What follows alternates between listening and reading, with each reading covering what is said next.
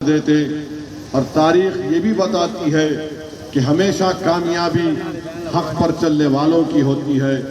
وقتیہ طور پر انہوں نے اپنے ضمیر کا سودا کر لیا، مگر تاریخ یہ بھی بتائے گی کہ انشاءاللہ تعالی اگر اس غدار کو تیجسوی ٹکٹ دے گا تو کوچہ دامن کی عوام اس کو ہرا کر رہے گی انشاءاللہ۔ یہ وہ لوگ ہیں جنہوں نے نہیں معلوم، لوگ بڑی بڑی باتیں کرتے ہیں کتنی رقم لیے نہیں لیے، مجھے اس کی پرواہ نہیں ہے۔ مجھے تکلیف اس بات کی ہے کہ تم نے سیمانچل کی جنتا کا مذاق اڑایا، انشاءاللہ تعالی اللہ تمہارا مذاق بنائے گا، مجھے یقین ہے اس بات کا۔ اور مجلس کی تاریخ رہی ہے، میں زیادہ وقت نہیں لوں گا۔ جس کسی نے مجلس اتحاد المسلمین سے غداری کی، اللہ سبحانہ و تعالیٰ نے دنیا میں ان کو مذاق بنا دیا۔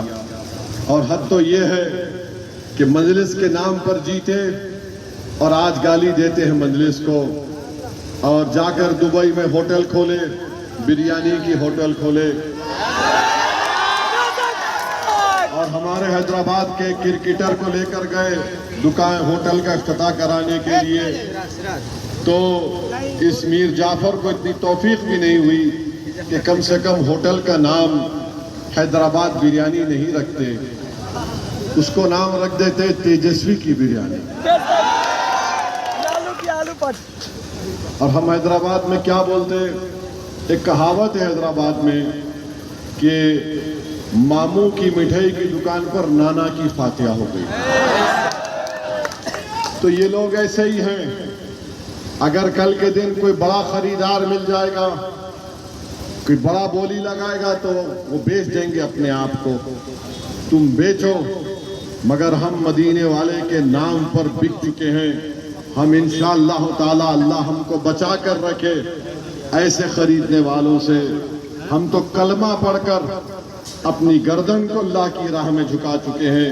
یہ پروردگار جدھر چاہے اس گردن کو رکھے، مگر جو اللہ کے نام پر حق کی کامیابی کے لیے کام کرتے آئے ہیں، اللہ ان کا حامی اور ناصر بن جاتا ہے۔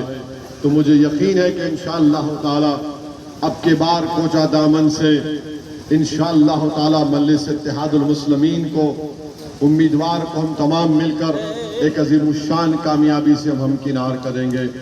میں آپ کا شکریہ بھی ادا کرتا ہوں کہ حالیہ پارلیمنٹ کے الیکشن میں آپ نے مجلس کے امیدوار محترم جناب اختر علی ایمان صاحب کے حق میں بہت ووٹ دیے اور ان کو یہاں سے اکثریت بھی دلائی، آپ کا بہت شکریہ۔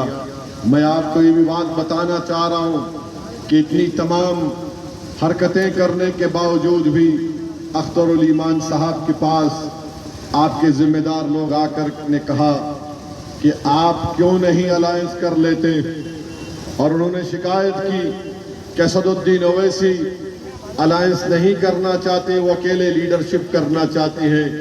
اختر بھائی نے مجھ سے کہا، میں نے ان سے کہا کہ آپ جو لوگ حضرات آپ کے پاس آئے ہیں، آپ ان سے لکھوا لیجئے اور اپنے لیٹر پیڈ پر وہ جو کہتے ہیں لکھ کر آپ لالو پرساد یادو صاحب کو بھیجا دیجئے اور کہیے کہ ہم الائنس کے لیے تیار ہیں۔ ایک نہیں 2 مرتبہ اختر علی ایمان صاحب نے لیٹر لکھا۔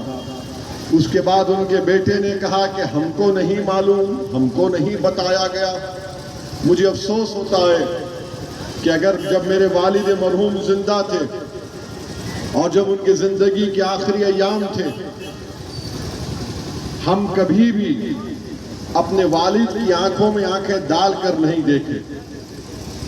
ہم کو یہ ادب سکھایا گیا کہ ہمارے بڑوں کے سامنے ہم سر کو جھکا کر نظریں نیچی رکھ کر بات کرتے تھے۔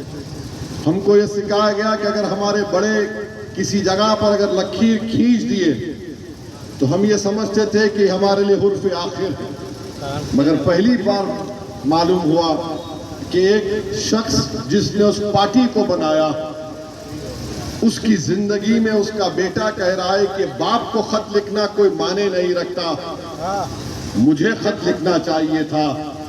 خیر ہم کو معلوم ہوا، میں نے اختر بھائی سے کہا کہ مجھے بڑی تکلیف ہے کیونکہ میں بڑا روایتی اور دقیانوسی قسم کا آدمی ہوں. میں نے کہا اختر بھائی لکھ دو حجت کے لیے.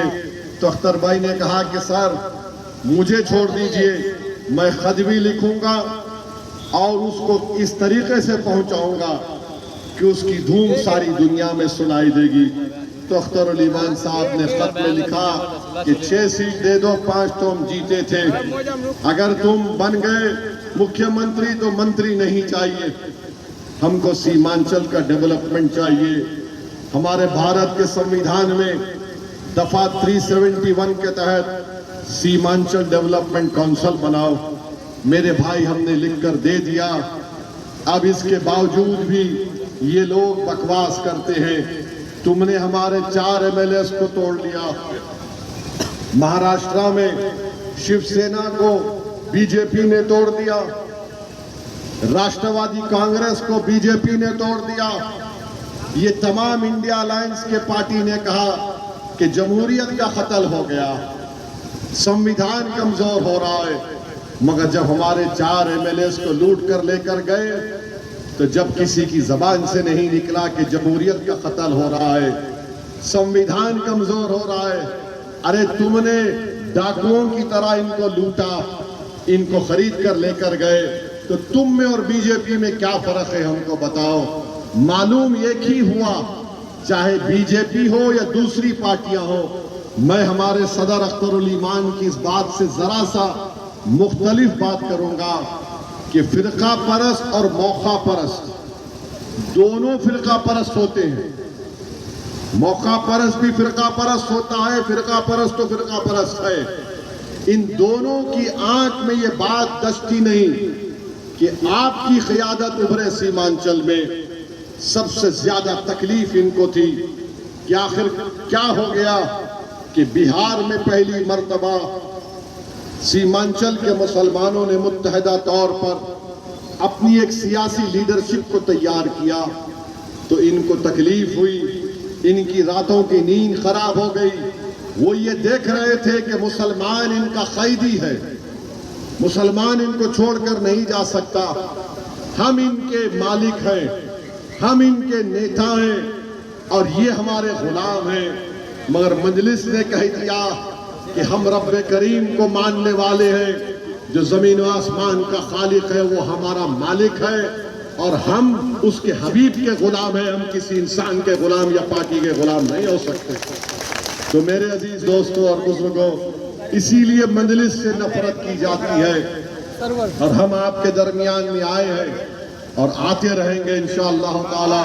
ہماری لڑائی سیمانچل کی انصاف کی لڑائی ہے. میری آپ سے درخواست ہے کہ آپ پہلے کی طرح متحدہ طور پر اپنا ایک ووٹ مجلس کے امیدوار کے حق میں ووٹ دے کر کامیاب کریے. بہار میں آخر کچھ تو وکلپ ہونا چاہیے مسلمانوں کا، کچھ تو وکلپ ہونا چاہیے مسلمانوں کا. یہ لوگ جیتتے ہیں، مگر بتائیے انہوں نے کہا تھا کہ MIM میں رہ کر کام نہیں کروا سکتے. ارے جب تم ہم کو چھوڑ کر اپنا ضمیر بیچ کر تیجسوی کے پاس چلے گئے تو تیجسوی ڈپٹی CM تھے، تم نے کوچا دامن میں کون سا کام کروایا بتاؤ؟ تم نے بہادر گنج میں کون سا کام کروایا؟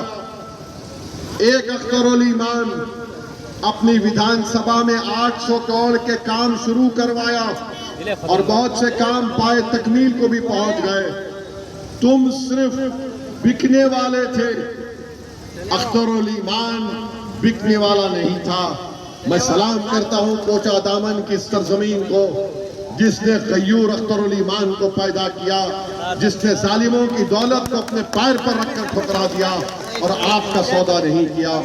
تو میری آپ سے گزارش ہے کہ سیمانچل میں اختر علی مان کی لیڈرشپ کو مضبوط کریے، مجلس کو کامیاب کریے، کیونکہ بہت دیر سے آپ انتظار کر رہے ہیں. میں آپ کا شکریہ ادا کرتا ہوں. ابھی تو شروعات کیا ہوں، بہت سے جلسے ہوں گے کوچا دامن میں. ان کی ایک ایک بات آپ کے سامنے رکھوں گا اور ان کو بتاؤں گا کہ کیا ہم بول سکتے اور کیا کر سکتے ہیں. مجھے کوئی اور یقیناً ہمارا مقصد اختر علی مان کا لیٹر لکھنے کا ایک ہی ہے. ہم نے مجلس سے جو غداری کی اس کو برداشت کرتے ہوئے بھی ہم نے لیٹر کیوں لکھا؟ ہم نہیں چاہتے کہ بہار میں بی جے پی کا مکھیہ منتری بن جائے. ہم نہیں چاہتے کہ بہار میں وہ حالات پیدا ہو جائے کہ بلڈوزر استعمال ہو جائے. ہم نہیں چاہتے کہ بہار میں نوجوانوں